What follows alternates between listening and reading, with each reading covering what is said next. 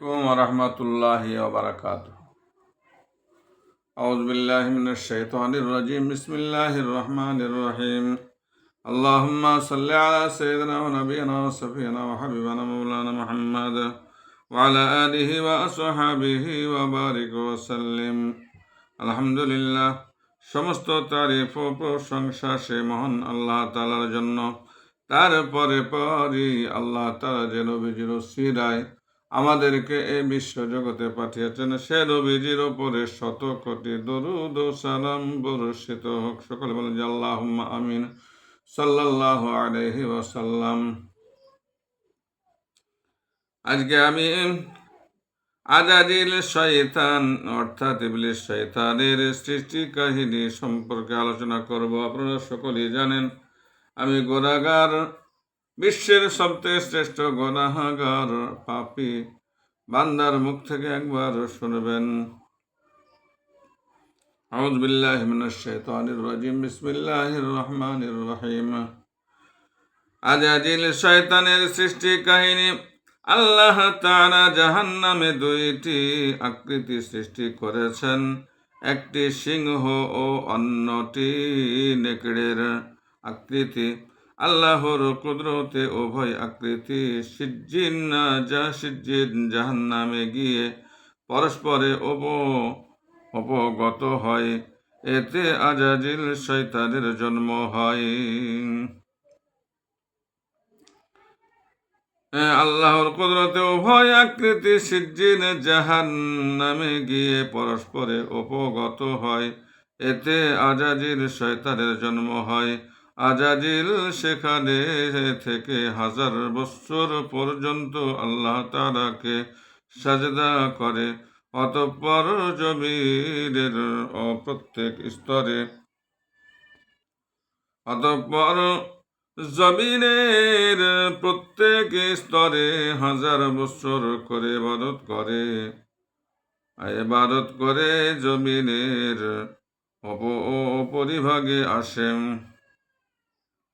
আল্লাহ তাআলা তাকে সবুজ জবরজদ পাথরের 2টি ডানা দান করেন।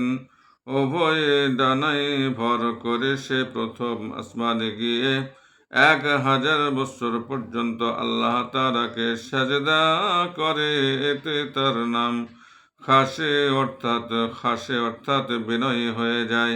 প্রথম আসমান থেকে সে দ্বিতীয় আসমানে গিয়ে 1000 বছর পর্যন্ত আল্লাহ তাআলাকে সেজদা করে। দ্বিতীয় আসমানের অধিবাসীরা তার নাম রাখে আবেদ, ইবাদতকারী। তৃতীয় আসমানে গিয়েও সে 1000 বছর পর্যন্ত আল্লাহ রাব্বুল আলামিনকে সেজদা করে। সেখানে তার নাম হয় সালেহ নেককার। চতুর্থ আসমানেও সে 1000 বছর পর্যন্ত ইবাদত করে এবং অলি নামে সম্বোধিত হয়। পঞ্চম আসমানে গিয়ে 1000 বছর সাজদা করলে তার নাম হয় আজাজিল। এভাবে ষষ্ঠ এবং সপ্তম প্রত্যেক আসমানে গিয়ে শেষ 1000 বছর পর্যন্ত আল্লাহ রাব্বুল আলামিনকে সেজদা করে।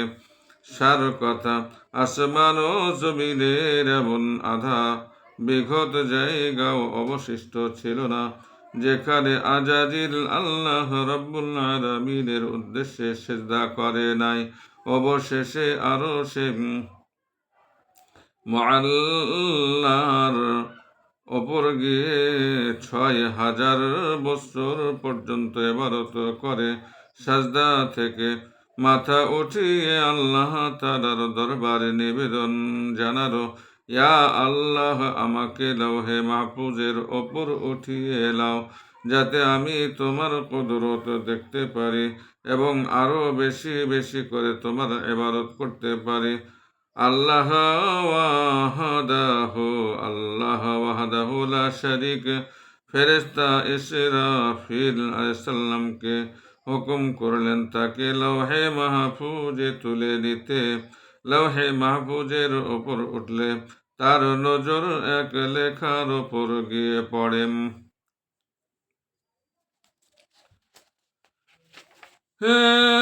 তাকে তাতে লেখা ছিল এক বান্দা 6 লাখ বছর পর্যন্ত তার সৃষ্টিকর্তা আল্লাহ তাআলার ইবাদত করবে বটে, কিন্তু আল্লাহর উদ্দেশ্যে একটি সাজদা না করার দরুন তার 6 লাখ বছরের ইবাদত বিনষ্ট করে আল্লাহ তাআলা সমগ্র সৃষ্টি করে তার নাম ইবলিস মরদুদ অর্থাৎ অভিশপ্ত ইবলিস নামে প্রকাশ করে দেবেন।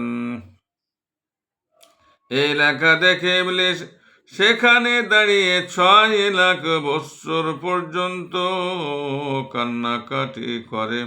আল্লাহ তাআলার কাছে থেকে আওয়াজ এলো, হে আজাজিল, যে বান্দা আমার অনগত্য ও আদেশ পালন না করে তার শাস্তি কি হওয়া উচিত?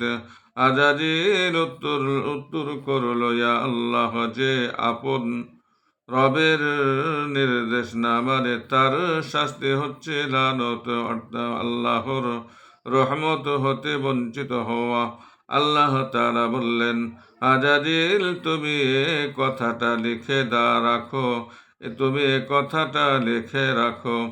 হযরত আব্দুল্লাহ ইবনে আব্বাস রাদিয়াল্লাহু তাআলা আনহু বর্ণনা করেন, আজাজিল অভিশপ্ত মরদুদ হওয়ার 12,000 বছর পূর্বে এ ব্যাপারে সিদ্ধান্ত হয়েছে।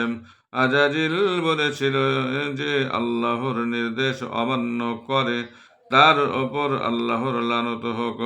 তখন সে কয়েক হাজার বছর পর্যন্ত জান্নাতের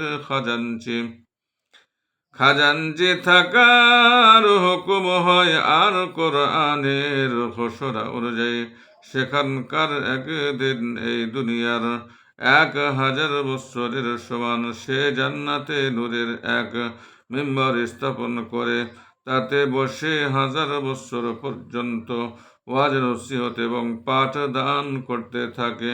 জিবরাইল, মিকাইল, ইসরাফিল ও আজরাইল সাল্লাম সহ সকল ফেরেশতা সেই মিম্বরের সম্মুখে বসে আজাজিল ইবলিসের ওয়াজ নসিহত শুনতেন। একদা ফেরেশতা সকল পরস্পরে বলাবলি করছিল, আমাদের থেকে কোনো গুনাহ প্রকাশ পেলে আমরা আজাজিলকে সুপারিশকারী বানাবো, যাতে আল্লাহ তাআলা আমাদের গুনাহ মাফ করবেন। একদা ফেরেশতাদের নজর লৌহে মাহফুজের অপরিস্থ সেই লিপির প্রতি পড়ে যাতে লেখা ছিল, 6 লাখ বছর ইবাদত করার পরও শুধু একটি মাত্র সাজদার আদেশ অমান্য করাতে আল্লাহর এক বান্দা অভিশপ্ত মরদুদ হবে। তা দেখে ফেরেশতারা সকলে মিলে কান্নাকাটি করতে এবং মাথা পেটাতে শুরু করেন। তখন আজাজিল বলল, আজ তোমাদের কি হয়েছে যে তোমরা কান্নাকাটি করছো আর মাথা পেটাচ্ছ? ফেরেশতারা বললেন, লৌহে মাহফুজে লেখা রয়েছে আমাদের মধ্যকার একজন অপদস্থ অভিশপ্ত হবে। এ কথা শুনে আজাজিল বলতে লাগলো, আল্লাহ যেন তা আমার ভাগ্যে করেন। সকলে এ কথা শুনে নীরব হয়ে যায়। এই কথা শুনে আজাজিল বলতে লাগলো, আল্লাহ যেন তা আমার ভাগ্যে করেন। সকলে কথা শুনে নীরব হয়ে যায়। একদিন আজাজিল আল্লাহ তাআলার দরবারে আরজ করল, ইয়া আল্লাহ, জিনেরা জমিনের ওপর থেকে পরস্পরে খুন খারাপি করে, আমাদেরকে তাদের ওপর সিপাহসালার করে পাঠান, তাহলে আমি গিয়ে তাদেরকে মেরে ফেলব। আল্লাহ তাআলা তার নিবেদন কবুল করেন। তখন আজাজিল 4000 ফেরেশতা সঙ্গে করে জমিনে এসে জিনদের কিছুকে হত্যা এবং কিছুকে কোহে কাফের ওপর নিক্ষেপ করে। নিক্ষেপ করে জমিনকে বিপর্যয় সৃষ্টিকারীদের থেকে মুক্ত করেন। যাই হোক, এখানেই আজকে শেষ করলাম। আমাদের দোয়া করবেন, আমি আপনাদের জন্য দোয়া চাই। আর আগামী পর্বে ইনশাআল্লাহ হযরত আদম আলাইহিস সালামের সৃষ্টি কাহিনী সম্পর্কে আলোচনা করব ইনশাআল্লাহ। আসসালামু আলাইকুম ওয়া রাহমাতুল্লাহি ওয়া বারাকাতুহু।